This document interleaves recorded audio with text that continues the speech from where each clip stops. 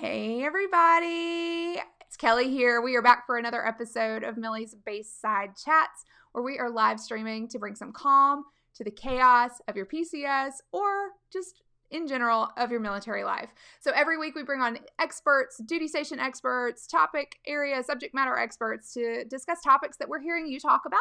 And that you're asking in all the groups in the land. So I teased out today's topic in the post copy. And I know we kind of jumped on here a little quickly because this week is a special week. And evidently, some schools are out on Wednesday when we usually do our chats to include my kids' school, which I just realized. So our guest today was super flexible and able to jump on a day early. So we are doing a special Tuesday chat in advance of Thanksgiving. So I want to tell you a little bit about our guest, give you some heads up on some of the topics we'll be discussing. I really want to encourage you today to ask your questions, chime in if you have insight, because this is a topic that's actually pretty near and dear to my heart. So I have a lot of enthusiasm for it. I got my start in remote work about, 10 years ago, maybe more.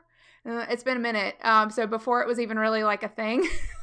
And I've been working remotely ever since. So I know that it has just opened up a ton of doors for me. So I am just really excited to dive in. So throw your comments in the questions below, or questions in the comments below as we go along. If you're watching this on replay, please feel free to chime in there as well. We will circle back and make sure that everyone's voice is added to the conversation. Okay.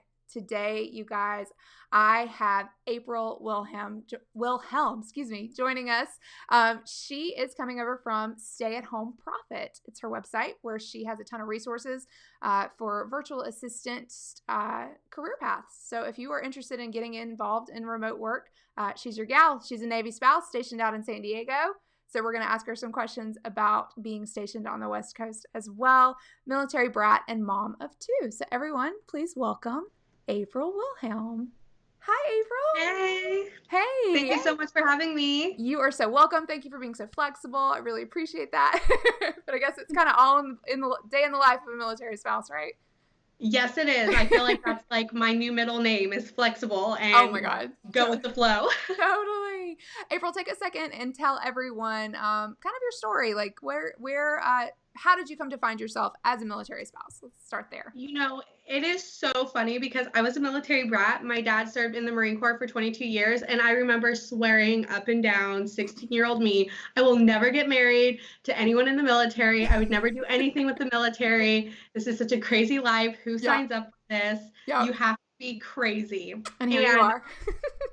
I am. We all are. And it's so funny though, because I was a single mom and I had went back to my hometown. And when I say hometown, guys, as a military brat, there's really like a home state. And I called it California because my dad, for the 22 years, we spent 15 years up and down California at the different bases, mostly at 29 Palms. So if you know where that is, then you kind of get my feels right there. And I went back up to a town where my dad grew up in. And every time he was deployed, we would move back there. And as I was going to college and I was a single mom, I ended up meeting back up with somebody I went to school with. We went to middle school and my freshman year of high school with, and he was a military brat too. And he was currently in the Navy. He was back home after finishing up power school. He was a nuke and he had like a month off, and we just started kind of picking up where we left off and hanging out. And I don't know if you want to call it fate or destiny, but he, swept me off of my feet and changed my entire life course. And we ended up getting married and I became a Navy wife. And then he swept me up to Japan. And that's how this whole crazy thing started. Wow, that's awesome. So I have to ask, how did your dad, who you said was Marine Corps, correct? Yes. How did he feel about you marrying a sailor? So my dad is the only Marine in our family. So we are filled with Navy. So He was almost as if like relieved. He was like, thank God. Oh, funny. And right? Because I remember being a kid and I remember like I was homeschooled a lot because of all the different moves around. And he would leave at like 2 or 3 a.m. to go bail out his Marines. And I remember him telling me, he's like, don't even go there. Like they're a hot mess. You don't ever want to handle them. They can't be handled. And so that's why I was like, I'm never going to do this. So Marines are a hot mess. And I just assumed Navy was too, because we were yeah. on a lot of Navy bases. I was like, I ain't going within like a 10-foot pole of you guys. You guys are trouble. And then who would have ever thought that I ended up marrying someone in the Navy he's been in for a little over 6 years. Okay. And it's just been a crazy, Yeah. crazy roller coaster. That's so funny. So I have to tell you, so my grandfather was in the Navy. And he passed away, unfortunately, well before, I was dating even. But my mom used to always say, like, I'm so glad your grandpa would be so happy that you didn't marry a sailor. So it's always like, you can have whatever you want as long as it's not something that I know. Right. So that's what he would say. Yeah. Like, you can't marry one of me. You have to marry something else. So funny. Okay, cool. So tell me about how you got your start in working remotely. And just in case anyone's watching that doesn't understand remote work, it's literally just like not working in an office. So sometimes you can have a position that your employer will let you work, occasionally remotely. You take your computer home, like a laptop home, or you work completely from like your central station, which for me is my spare bedroom, but you have your own workstation / office that you work from. So where did that start for you? So as every brand new military spouse, we kind of never know where we're going. And my husband was like, all right, we're going to Japan. And I had to leave behind a really, really good career in marketing. And I was the director of marketing for Chick-fil-A up in Northern California. Wow. And I was going to school. And so when I got there, I went from a single mom working, you guys, 2 jobs, going to school. So very like workaholic / like high work ethic. Like I've always been working my entire life. And when we got to Japan, my husband, he's so sweet. He was like, now that you're a military, spouse, don't worry about anything. He's like, enjoy Japan, enjoy our son, travel, come visit me on ports, and just enjoy the life of being a stay-at-home mom. And I was just like, time out. I have to work. And if you want this marriage to work, I have to work. I need that sanity and I need my own thing. And that's when I started looking for jobs. And unfortunately, being overseas, there's just so much red tape and there's so many limited opportunities when it comes to work and employment. And I had found myself on this base in Yokosuka of like, my own husband's ship is over like 5,000 sailors. So this base is huge, so many spouses and just limited jobs. So I remember sitting at the HR office with this amazing wife next to me who has her master's degree. And she's like, oh, I'm thinking about going to grad school, but I kind of want to work. And I'm like, I haven't even finished my bachelor's degree yet. How am I going to get a job here? We're fighting over the same $7 an hour next retail job. And that's when I started Googling and going into like work mode, like hustle mode. Like I need to find something that I can work overseas that's gonna keep me occupied and sane for the sake of my family now, my brand new family. And that's also gonna give me some self-independence and self-fulfillment. I think that was like the big thing that I knew watching my mom as a military spouse and move and constantly change job is like, that was so important to her because she needed that independence and that self-fulfillment and being able to step outside of my dad's shadow because she never wanted to feel like she was forgotten. And I remember that was some of the advice that was told to me on my wedding day. It was like, now that you're a military spouse, don't forget about yourself. Yeah. It's so easy to fall into patterns where we're supporting our spouses and we're supporting our family. We're supposed to be that support on the home front, but then we forget to support ourselves and our own dreams and our own careers and goals. And so I knew like, if I want this marriage to last, if I want to be happy, if I mentally, to take care of myself and my own self-care was to find a job. And so luckily I found myself in virtual assisting and I found out that I could take my marketing skills and my admin skills to do that. That's when I knew like, this is perfect for me because this is something I can take no matter where he ends up. That's incredible. You just said so much that I'm like resonating with. Sorry. Like, no, I love it. It's so great. And really there's a key point too that I think you bring up. Understanding who you are, like there's a little bit of self-awareness that needs to come along with this too. Like some people are, yep, I got to work. I gotta stay busy or I'm gonna go crazy. I'm with you. I'm the same way. And then some people don't necessarily have the same drive. Maybe their drives are directed in a different way. So have a little self-awareness and understand like what feeds you, what drives you, what brings you joy. You, Yes. you, not anybody else. You need to know what those things are. So so if you're the kind of person that needs to stay busy and is probably having a hard time finding work, and I hear that often too. I mean, I have friends with doctorate degrees. Like it doesn't matter. We're all kind of in the same boat. And I would even argue that maybe we had a chat with Libby Jameson a couple weeks ago about licensing issues. Mm-hmm. And it was so funny, like the more highly specialized you are and the more school you have, sometimes it puts you at a greater disadvantage when it comes to employment. And not to say don't seek So out crazy. higher degrees, but it is what it is. So It is. It's crazy. yeah. And it's so hard because, we do so much to support our spouses and to support our families. And I feel like we forget that it's okay to be selfish at times, Mm-hmm. Yeah. and we forget that it's okay to think about ourselves.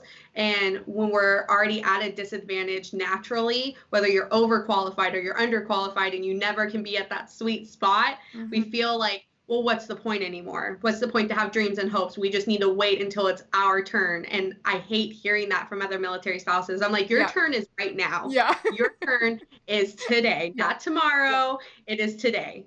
So it's so hard to see that. Yeah. So what are some, okay, so let's break it down. Like let's open up some windows, let some air in. And let's say like, all right, so I am me and I need a job and I need to work remotely. Like I know that I got my start in remote work when I had my first kid. Because I'm like, okay, I had a great job. I loved my job. I worked for an arts nonprofit and I could have easily done my job from home. And this was back when technology was just kind of becoming like a thing. And I was trying to convince them. It was an older establishment. And I was like, no, I can work from home. Like I can forward the phone calls to my phone. No one comes in the office ever. So I don't need to be physically there. Like I can manage everything arguably more efficiently than I ever have been able to at my home. And they couldn't figure that out. Like they couldn't do that. So they said no. So then I started looking for online stuff. And back then it was like travel agents. Right. I had a friend who was a travel agent and I was like, okay, but I was scared of that. It seemed, I didn't want to do sales. And to me that was too heavy for sales. And then this thing called virtual assisting crossed my radar and I was like, oh, that seems interesting. At first I was like, I mean, I'm not gonna be somebody's assistant. But then I was like, wait, hold up. I can make like money doing just almost like household management stuff, like email management, easy, like stuff that I can, and the value there for me was staying home. I did have to have arrangements, not necessarily full on childcare, but you do have to accommodate for that. But anyway, yeah. So that's where I like dipped my toes in. So what are some of now that this industry has broadened so much and there's so many more opportunities, what are some of the things that people might see as far as like remote work opportunities to look into?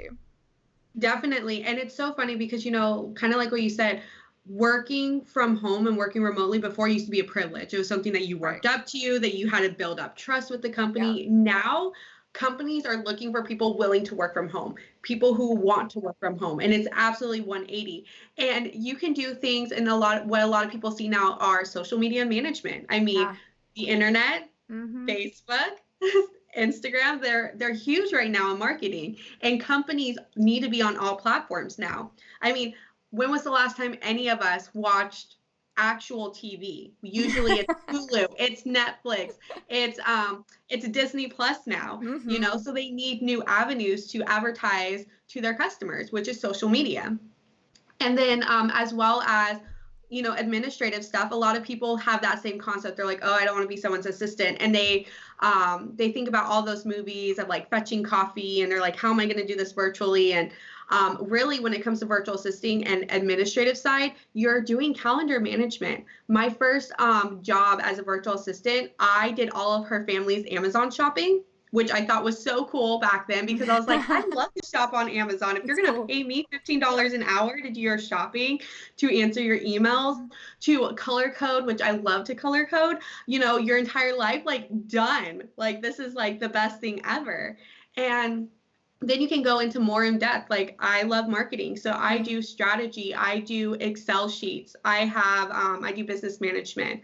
And what's really awesome is that almost every industry out there is looking for a virtual assistant. So whatever maybe your experience is or whatever your passion is, let's say, for example, I feel like a lot of military spouses have this idea of becoming a dental assistant. I hear it all the time, like, oh, it's such a cool job.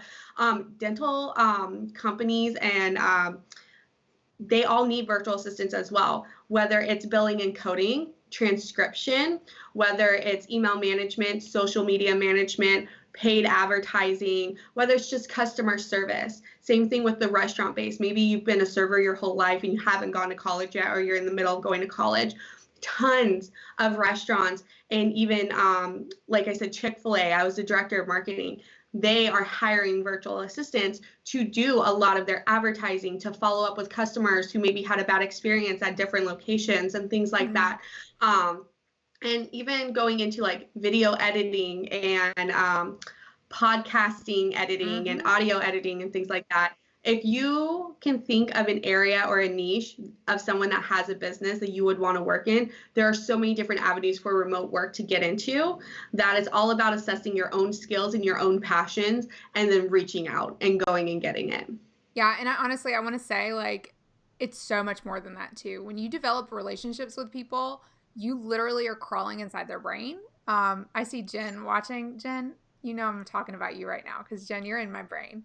Um, Jen works with us through Team Powerhouse, and she helps just everyone stay on track. Like, it's, hey, Kelly, nudge, you owe me this thing. Like, gentle nudge. And she's super sweet about it, but she can predict things that we need because she's got very specific things that she's keeping an eye on, right? So, like, she I don't know, she has a way of, like, crawling in there and saying, like, hey, I have a feeling I could take this off your plate. You mind? No, my God, please. Like, it's almost like even, like, learning what to delegate for me. Like, Yes. hey, I could do that. Can I do that? Here, how about I've already done it? You're welcome. Like, it's amazing. So it's a really relationship driven industry, I think. And Yes. even though it's virtual, it's insane how close you get to people. I have had the opportunity to hug Jen's neck, and I just love her. But most people don't have that, and it's still, you're just as close. So yeah, I really, really loved my time as a VA. I did some of the most off the wall tasks you could imagine. Yes. But it was always a challenge. And I think we're really well suited for that. Think about the way we live our lifestyle, right? Well, and I always joke, I say virtual assisting was the career made for military spouses. Totally. 100%. Like, Yeah. This is what we were.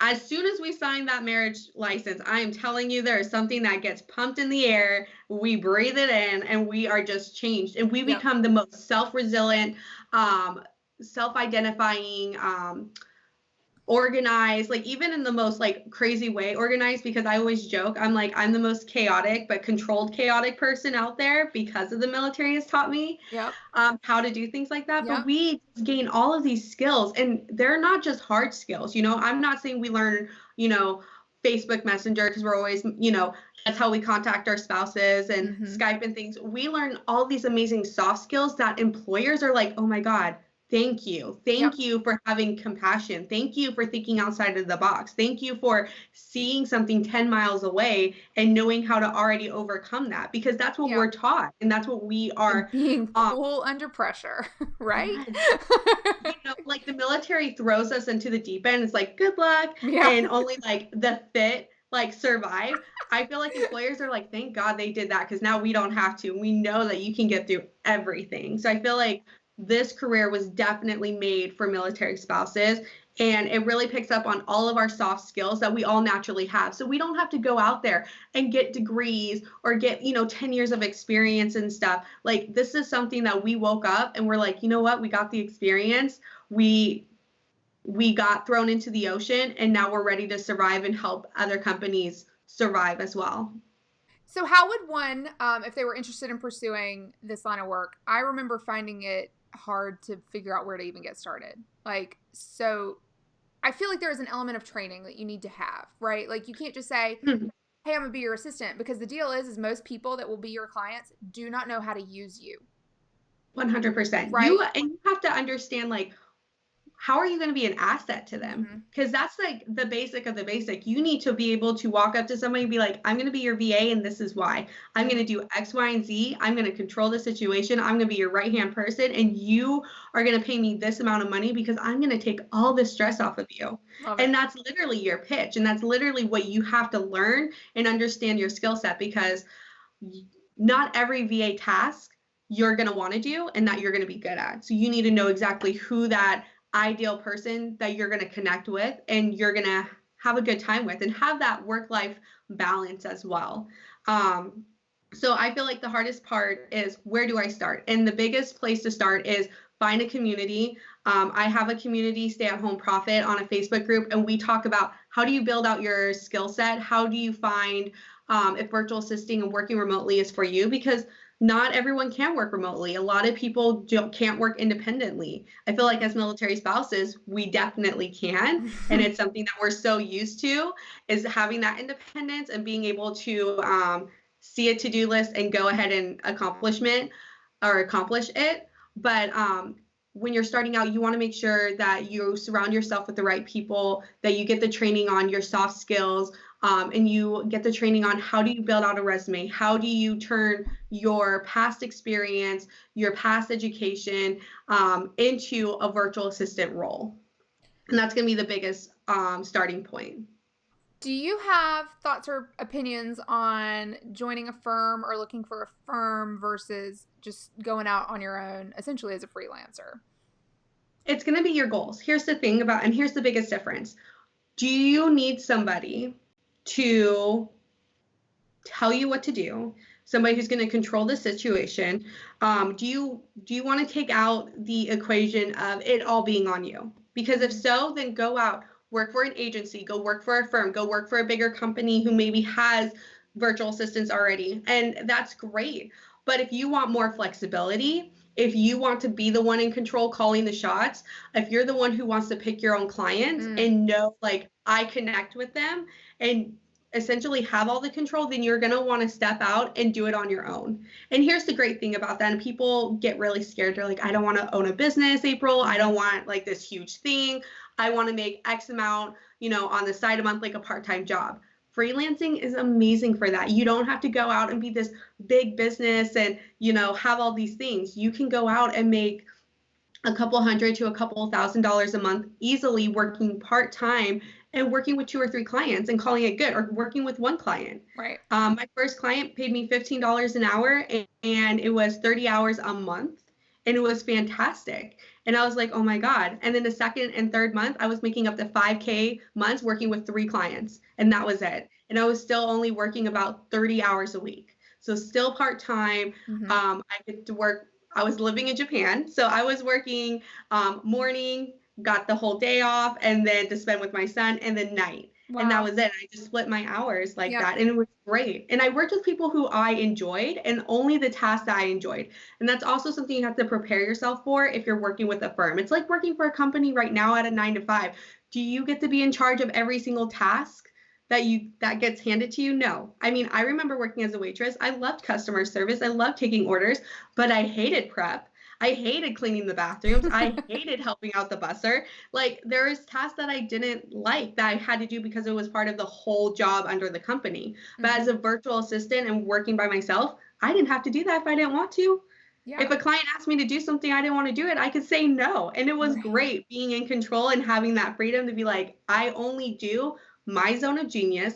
I only do what makes me happy. And that's what's so great about this career, because it can be molded into any lifestyle out there. So whatever your passions are, whatever you're good at, whatever your zone of genius is, whether you have 1 kid or 3 kids or 5 kids, whether you're traveling the world and, meeting your spouse at every port, it's so flexible that it can be molded into whatever you want it to be. And it can change with you. Yeah, I love that. So when I started out, it was with a firm, and exactly to your point. Now, I will say it was great for the training. Like, they helped me. They had a whole onboarding process, which now can probably be replaced by stuff like courses from folks like you, the Master School of YouTube and Google. But anyway, back then that wasn't as accessible. So I was able to get hands-on training. I had someone, I had little groups and like huddles of people that I could bounce questions off. So exactly what you're saying with find a community that are doing the same things. But then it got to the point where they were selecting my clients for me, and it wasn't always a good fit. It was always interesting. I mean, I had 5 clients at one point I had a CrossFit gym owner. Luckily, I knew kind of the culture there, so I was able to work around that. I had a guy who had a beer subscription box. So I learned all about alcohol laws in all 50 states, who we could ship to, who we couldn't, how to curate. And these people brought me in as like their right hand. Like I wasn't just an assistant. That was not a thing. Like it was like Kelly's the brain. I make decisions. She brings me every option. Like I bring the research. So, and I love that. And then, anyway, my clients were off the wall crazy, but I did have a couple that I had to break up with and couldn't because I worked for a firm, and they were like, no, you need to figure out how to make this client happy. And I was like, and that's when I ended up leaving, because I was like, no, there's some things that I'm not going to do and that don't sync with my values. So I had to leave. Yeah. Okay. So you mentioned earlier, being able to work independently. So let's talk about how to evaluate, for yourself, if you think that being a virtual assistant specifically is a good fit or is right for you. What are some traits that you can kind of pick up on? I always laugh, and I say this, it's like, if you can do the laundry without getting distracted, working virtually would be great for you. That's if great. you can go grocery shopping and not get distracted by talking to people or picking up your phone and scrolling through, the virtual assisting is right for you. And it sounds so silly, right? And it's like, April, like, what are you talking about? But you have to really think, when was the last time did you go grocery shopping that you didn't pick up your phone and scrolling through Facebook for it? Because that's what happens when you work independently for yourself. There are so many times, you guys, that I have to turn my phone off or leave it in the living room and be like, I am only going to work for the next 20 minutes on this client's task, because I want to get it done. I want to get it done efficiently, because your time matters and value counts. And you want to be able to do other things that are on your plate. And what's great is that most of us do it because we want to spend time, more time with our kids. We want to spend less time commuting. We want to spend, we want to have more time cleaning up the house or going out to dinner or being able to make dinner. I remember working a 9 to 5 and I hated coming home and spending the next hour trying to make dinner. So the reason why I say those silly things, like, when was the last time you didn't get distracted when doing a task? If you did that, then you would be great, because there's going to be so many distractions as a virtual assistant, whether you have kids or Facebook or Instagram, social media, where you end up consuming instead of doing the actual task that you were supposed to be doing. Some other traits are you great at communication? And that doesn't mean like, oh, I have to be on the phone all the time, I have to do sales. Like, no, but are you a good communicator where you can talk to a client via email or text or through third-party apps, where you can clearly get your point across within a couple sentences? Oh, yeah, succinct and quick. Yeah, and not have a lot of fluff in between it. Can you clearly communicate, hey, Kelly, this is my to-do list to the day. Have a great weekend. If you can clearly communicate that within 3 sentences without like extra fluff and, oh, I forgot about this, or, oh, moving everything in, it gets a little crazy. There's this quote from, what is it? Oh, it was Orange is the New Black I was watching one night, and it was a conversation happening. You don't need the context, but essentially one of the characters was like, I don't need to know your life. Like, and that's what I think of when it's like, did you get X, Y, or Z done? And usually when people, in a social context, it's fine, but in a work environment, it's like, yes or no, and what are you going to do if you didn't? Like, how is it going to get done? And it is just like that, because people want, again, they're paying you for time, right? So if you can not your feelings hurt, right, first off, about it, and just, this is a job, it's work. It's not like a personal failure. It's just, you had an obstacle you're still working on. I'm working on it, is always what I love hearing, and I used to say all the time. And then I would even add to that, you have to be responsive. Even though you don't have to necessarily be working on the task in that moment. You have to acknowledge the task was delegated and give like a timeline every single time. 100%. Always acknowledge it. And that goes into another soft skill. And this one can be kind of taught if you don't naturally do this, which is something that I was taught on how to do it. But you need not to have tunnel vision. You need to have bigger picture vision. A lot of us have natural tunnel vision. We see we're at point A and we need to get to point B. But a lot of times if we get stuck, we're still stuck in that tunnel, right? Something that I learned as a virtual assistant, the more I did it, is that I can have a big picture and I can see 4 or 5 steps from now and be like, okay, this is going to keep me blocked. So I'm going to go already out of the, out of the way and do all these other tasks, or figure out what that solution is, go and attempt that solution first, get that done, and then I can go streamline ahead. So you kind of got to have that big picture realm and be able to see a little bit further out than just, okay, this is my task and I need to go A to B. And that's how you end up being able to get into your client's mind and read the situation and read their plans. Right now, I do 2020 planning for tons of different companies, where a lot of my clients, we already have everything mapped out all for next year. And that's because I was able to see ahead and see, patterns and repetitions and know how they're going to work and know what their goals are. And that's because instead of being tunnel vision anymore, I can see big picture. And that's something that can be taught with a lot of experience and stuff, and being hands-on. But if you already naturally have that, you would be amazing at this role. And listen, you guys, I mean, how often do we implement all of this, even just with planning a PCS?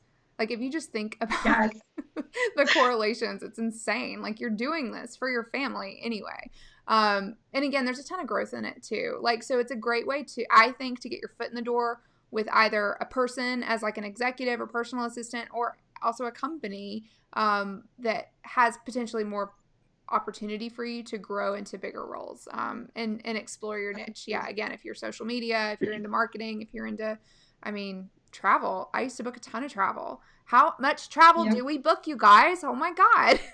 It's what we do. And it's so funny. Like, we know so much as military spouses about rules and regulations and different bases and structure. Like, we are the ideal match for business managers, guys. Right. We could run a business. SOPs, like, that's the story of our lives. How many times do we go and look into like Lincoln Military Housing's like handbook, and we look into the rules and what's protocol and what's not protocol? Like, I know more things about the Navy instruction than probably my husband does, because I have to be aware of these things. Yeah. And it just comes with the territory. But that's why businesses love me. They're like, oh my God, you're thinking about things that we don't even think about, or you're thinking about, when we're hiring, April, things that they should probably know. And I'm like, yeah, I wish the Navy would have let me know. I had to find out the hard way. Yeah. And so all of our lessons, we turn it into like real life applications for businesses. Yeah. And be thinking about that, you guys, as you're putting together resumes or pitches or, whatever, for any industry, for any job, not just remote work or virtual assisting. Like, think about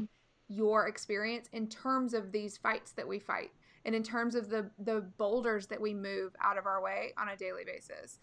Think about your fights with TRICARE, if you're trying to get something reimbursed or covered.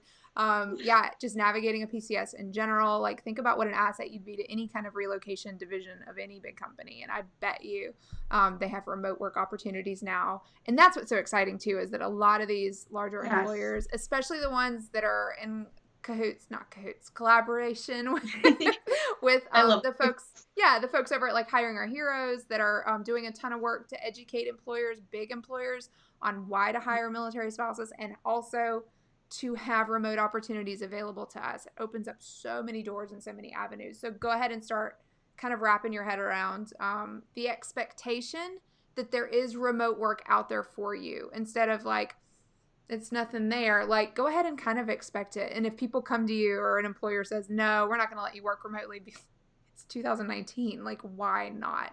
Like, pose your point, like, state your case, and you'd be surprised how far you get with that. Negotiate, guys. There's always room for negotiations now. Employers kind of expect it a little bit at certain points. And then here's the thing. I changed a software company's mind on hiring me remotely, because this was supposed to be an in-house job in San Diego, and I said no. I turned it down. I was like, no, if it's in-house, I can't do it. And he was very confused. He's like, why? Like, we're offering all of this stuff. We have a great work-life balance. You can get coffee. We do catering. Like, he's naming all these bells and whistles. I'm like, look. There's a ping pong table, April. Come on. And beanbags. I have never, I felt like I was in Google. It was so cool. And he was like surprised. He's like, I've never been turned down for an offer before. And I was like, look, I'm a military spouse. My husband's schedule's crazy. I have a daughter who's EFMP who has medical conditions. I need to be home. I'm not even mentally ready to even think about hiring a nanny or anything like that. And so I was like, but I can be an asset to your team, as we've already realized during my interview.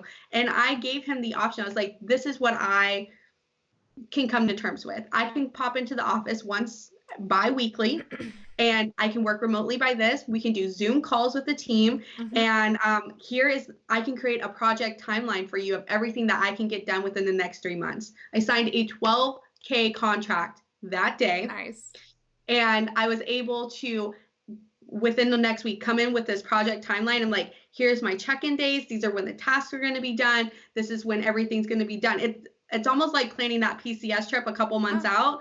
And when do you need to check in? When do you need to call these people to come move your house? When do you need to get on housing's, wait list? It's just like creating something like that, a to-do list for you that I did for them. He saw that and he was like, this is perfect. Wow. I'm so happy to hire you. That's and amazing. It was one of my favorite clients. Yeah. So that's awesome. If you have a goal or you're like, April, I really want to be a veterinarian one day, but I'm living in Japan and I can't do it. Like, go connect with all of these offices and be like, how can I work remotely to get my foot in the door of my true dream career? And that's the goal. And that's the whole thing about virtual assisting. It's for me, it was my career path, but for you, it could be a door opening for that ideal career for you, for your goal career, for your goal industry of what you want to do later on when you are out of the military and you can go and get that, 4-year degree that you need, or that 6-year degree that you need, or that, hands-on experience and training that you need. Don't limit yourself because of our situation. Yeah. You just have to think outside the box and be like, how am I still going to get my foot in the door? How am I going to reach that goal? So I love what you just said about going out and finding the opportunities, like almost push your way in, truthfully. So that's one thing that I've always told. That's my big advice whenever people ask me about employment, and it's worked for me. It's worked for me. So this is my experience, and this is what I tell people is find the company that you want to work for and then figure out how to make it happen. Like, you literally have to stalk them and you network and you find people that work there, find a mentor at the company, whatever it is. If you have, especially if it's a bigger company that you're kind of tracking, and then start asking around about remote opportunities. Also, one thing that I wanted to point out, Google, you guys, now has like this really cool job search. I'm going to look it up. Do you know it? I'm going to look it up and we'll drop the link later. But it has a job search functionality. And now, I guess in response to a lot of the education and the awareness around military spouse employment, they have opened another checkbox for employers to post jobs that are remote work friendly. So you're able to now search based on that query, which I think is amazing and awesome and hopefully highly useful to those of you who are definitely. LinkedIn has something just like that too, which is fantastic. And then I handmade a Excel document of over 140 companies that hire remote workers and hire virtual assistants. Awesome. So I want you guys to realize there are tons of companies out there that hire remotely. A lot of times what kind of stops us or gets us afraid is the title of it, right? If only things were just as black and white, but every company has some fancy name and fancy title for something that's as simple as graphic design, and you're like, what is going on here? Here's the thing. Make money moves, as Cardi B says. Go out there and find something and push your way through and get it done. There is no reason for you to feel stuck, and there's no reason for you to feel like there is a wall in front of you of reaching your dream career. It is 29. It is going to be 2020, people. Right? There is no reason anymore. What is so great is that we as the employees are now more in control at this point than even the employers, because we can go and be like, this is the reason why you want to hire me. This is the reason why I'm an asset to the job. And when you interview, you want to make sure that job is an asset to you and going to help you reach your future dreams. Virtual assisting and remote work, what's so great is they don't have a lot of caps. There's so many avenues that you can go into where you don't feel like this is all I can get to. Not anymore. There's so much more room for growth. So this is why I feel like it's just such a great career that can really be molded, again, into any lifestyle or any point of your journey where you're at. Yeah, no, I agree 1,000%. I mean, I really, truly feel like it's gotten me to where I am. I mean, I had a few clients, then I worked solely for one client. One of those clients then became my primary employer. I jumped ship and went and just worked straight for him. I made more working for him than ever. It was crazy. It was sick. He was like this. Anyway, I won't. But he had means, and it was great. I ended up finally leaving because it wasn't, it wasn't a good fit once I moved across to the other coast. And we did crazy work hours, which was awesome. And that's one thing too that you keep in mind, like you just said earlier, you're working in Japan, you're able to work these awesome flex hours. A lot of times, so the conception that I had of virtual assisting before I got involved in it, it's like, I'm not going to be like the girl on the movie that's like following the guy with the phone. Like, you have this like image of, following some executive around, like constantly. Devil Wears Prada. Yeah, that's right. What yeah. I feel like everyone thinks about it. I'm like, no, it is not a Devil Wears Prada movie. This, I promise you. No, it was April. So I used to book like these insane parties. I booked a restaurant reservation once for an A-list celebrity who was a friend of my boss. Maybe you guys, I don't know. Maybe I'll message it out. I don't know. I'm not going to drop it. Oh, I love it. Drop the tea, Kelly. Drop the tea. But I can't. I think I signed an NDA. I could probably get in trouble. But I had to like make these phone calls. And one thing too that I'll say is I had to learn really quickly, which was again a military spouse skill that I already had, to push through a no. There's no such thing as a no. It was my job to push through all the no's. Like, let's see how we're going to make that happen. To everyone I spoke to, be it the Delta concierge or like on the airline or, the restaurant that would not shut down the room for me for this celebrity. And I'm like having these high powered conversations with like the executive assistants of these other people. My Rolodex was insane back then. Rolodex. Do y'all even know what that is? It's my contacts list in my phone. Okay. And I'm doing all this in pajamas on my couch in my living room with my toddler on the floor in Monterey in base housing. Like, it's like, if people only I love it. You know what I mean? Like, I think the people that I knew professionally had no idea. Like, no idea that I was just faking the funk like you would not believe. And I got it done and I got paid and that was the end of that. So yeah. I mean, it's crazy. It's awesome. I love it as an opportunity. If you are knee deep in a career or, however, you're now an established virtual assistant, how do you manage PCSing in the middle of that? Like, what does that look like as far as, shutting down, moving, like, what do you need to do? I take time off. It's kind of fun. It's nice that I don't have to ask permission anymore. Pretty much I have 3 different steps, depending on the type of clients that I have. If it's project-based clients, I always make sure that all my deadlines are meet before, 2 weeks before I PCS, because, internet is always a big thing with working from home. And then I just take time off. Usually I take about 30 days off so I can make sure if there's any bumps in the road, I can spend time with my family. I don't feel like as stressed out because PCSing as a whole is just a stressful event. And the other 2 ways that I do it is that I take pause time. And what that means is if I'm in like retainer contracts and stuff like that, I give as much notice as I can. And I just let them know, hey, I'm going to be out of, contact in a sense, like they have means to contact me, whether it's through text or email from my phone, but I will not be able to physically like get on a Zoom call or a video call or to do actual work by this time. And what's really great about that is that all of my clients have always been super flexible. As long as deadlines are meet, they have no care in the world what you're doing outside of work. And if you need to take vacation, you can, and it's just something that you can easily plan around. I know what it's like to get last minute orders, and I just kind of look at my schedule and be like, what is priority to need to get done beforehand, get it done, get it to them. And if I can't get it done, outsource, which is a whole nother thing that is great as a virtual assistant that you can do. You can outsource to other virtual assistants to help with projects. Yeah. And then go about my normal day-to-day for PCSing. So I love it. So it doesn't have to be disruptive. I mean, I have PCSed and not taken time off, so I don't recommend it, but it can be done because all you need is Wi-Fi, right? Yeah, exactly. You totally can. I built my business when I was living hotel to hotel, and my daughter was born at 26 weeks while we were visiting. We lived in Japan. We were visiting family, celebrating. We had just found out she was a baby girl.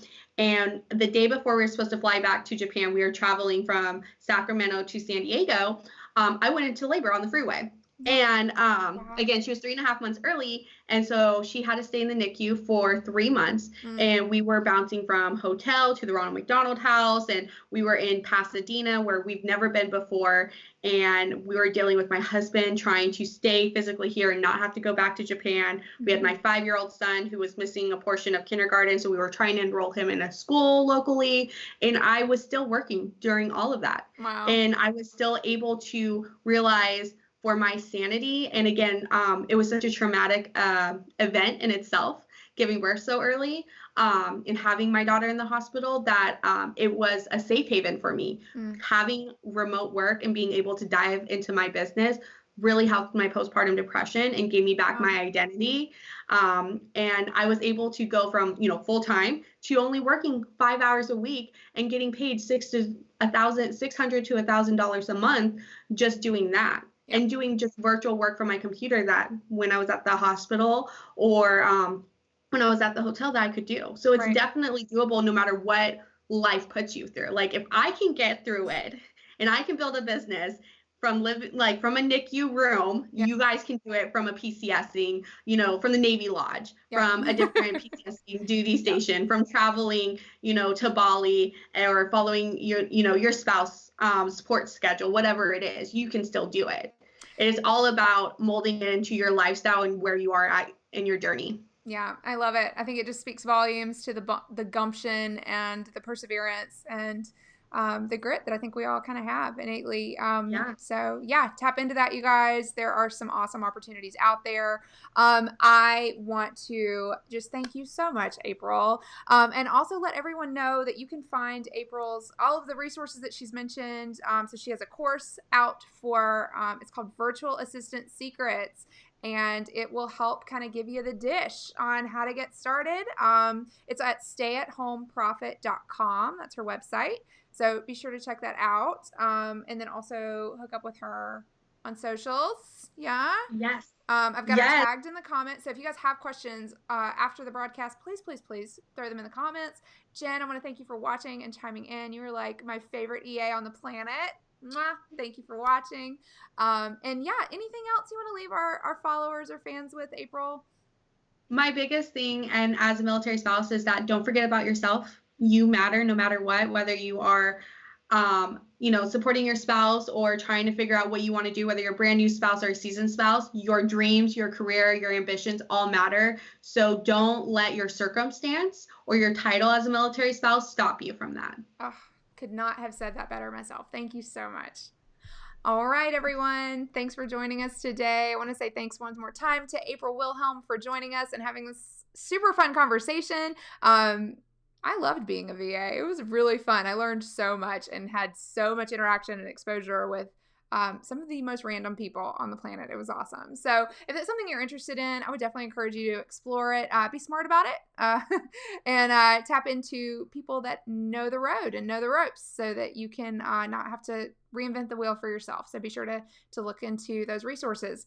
Have a fantastic Thanksgiving, you guys. I am personally grateful for each and every one of you who join me every week and watch these replays and find any of this information helpful. So I want to just extend from the entire Millie family, Millie team to the Millie family, happy Thanksgiving. Enjoy your time off. And if you have a loved one that is away, my heart goes out to you as well. All right, everyone, take care. We'll see you next week.